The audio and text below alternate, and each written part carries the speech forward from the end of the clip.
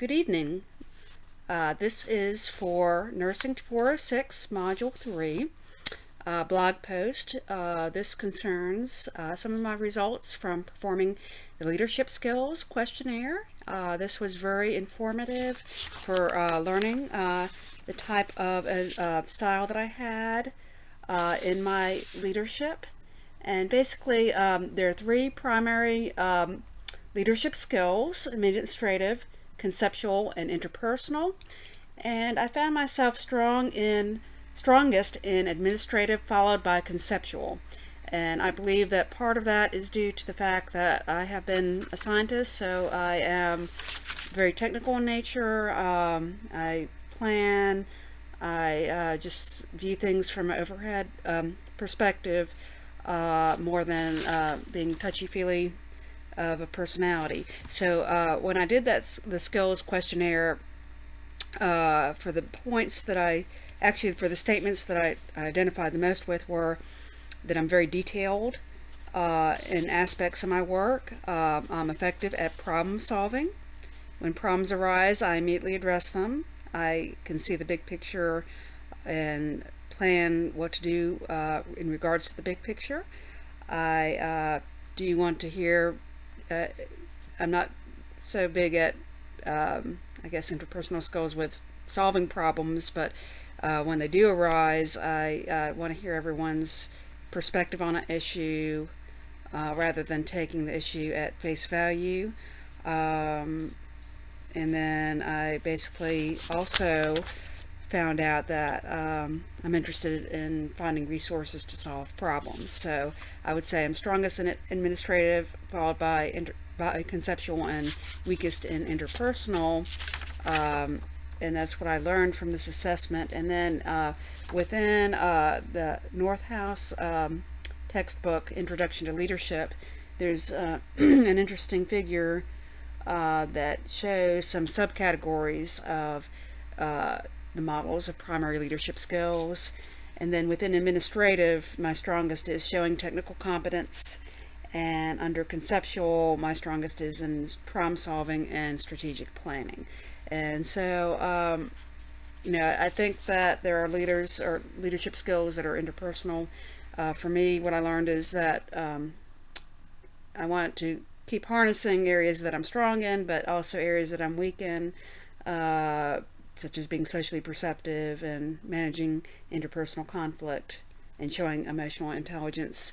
It wouldn't hurt me to gain a little bit of fluency in those areas. So, in order to secure resources needed for staff, what would I do? Again, if I were like a nurse manager, I would look at how what the needs are, where the deficiencies are. Is it a budgeting issue? Is it a staffing issue? What are some limiting features? And go from there for where to progress. And again, I would probably use my administrative and conceptual skills. I found a very interesting article, and I'm going to publish, find the link to it. But as a manager, it's important to look at literature and to use that literature with planning your care and planning how to better manage a team and use your resources wisely.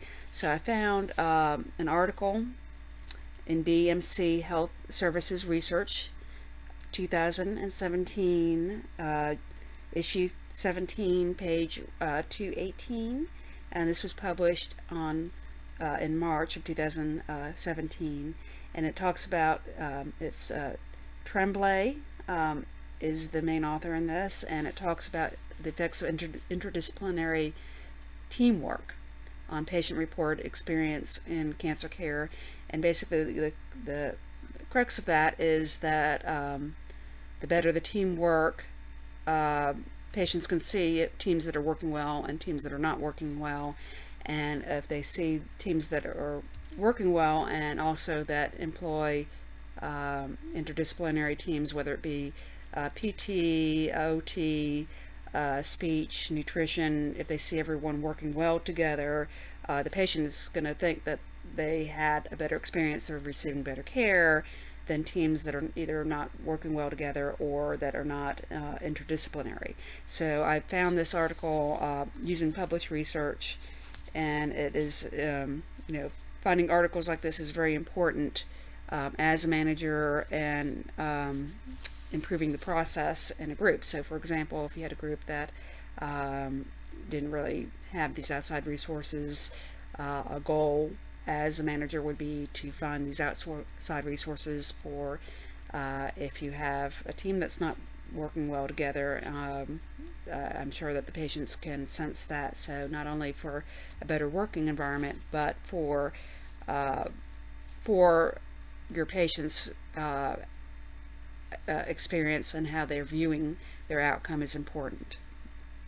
So I did look at a couple of different organization structures as well, and well, before that, in order to be effective in my role, for example, to implement an interdisciplinary team, I would talk to the managers of the different teams, whether it be respiratory, OT, PT, to find out how we can all work together better to support our patients.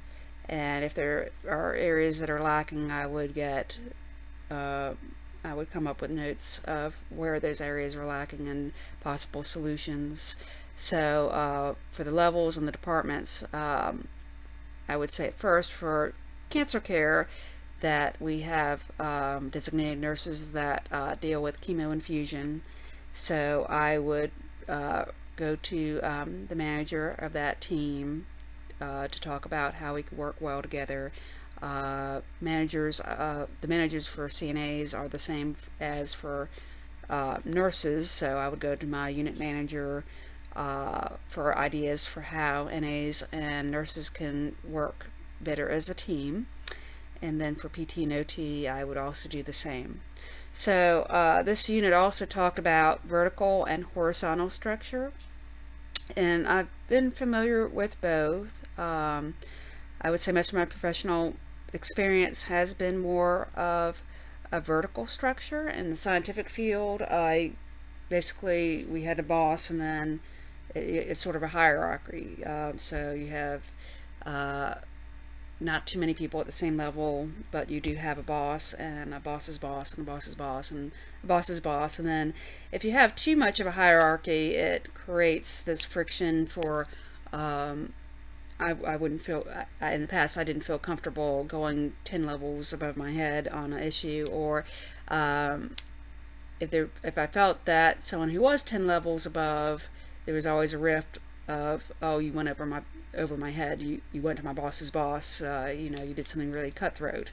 So there's always that perception, and also you feel that there's a lack of accessibility to someone that is really high up in the organization. I currently work on a unit where we have charge nurses, and we have staff nurses, which are about, I would say, on the same level. Of course, we have some that are more experienced than others, and then charge nurses, which are a little bit above the staff nurses, and then the nurse manager.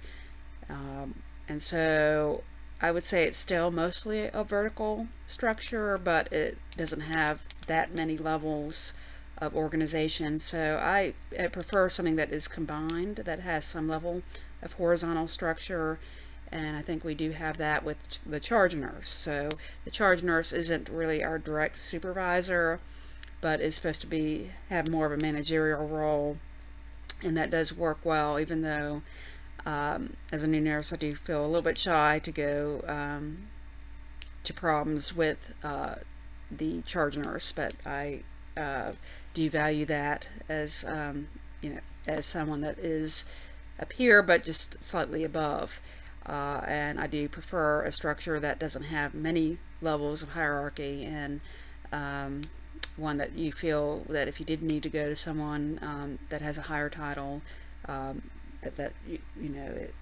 you're still able to approach them. So I've learned a lot from this unit. definitely know where my strengths are. I believe that everyone should know what their strengths are and utilize them, but not ignore their weaknesses, because if your weaknesses are extremely weak, then they become a fatal flaw for you.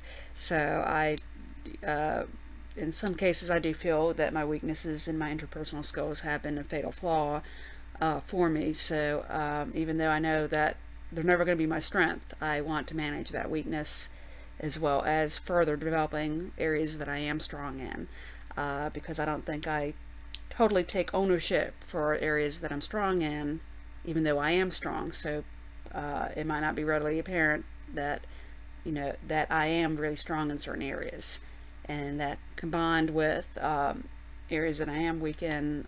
So I think the two combined were pretty insightful, and I definitely, in my current job, have opportunities at this present moment to practice what I've learned this unit. Thank you so much for listening to my blog, and good night.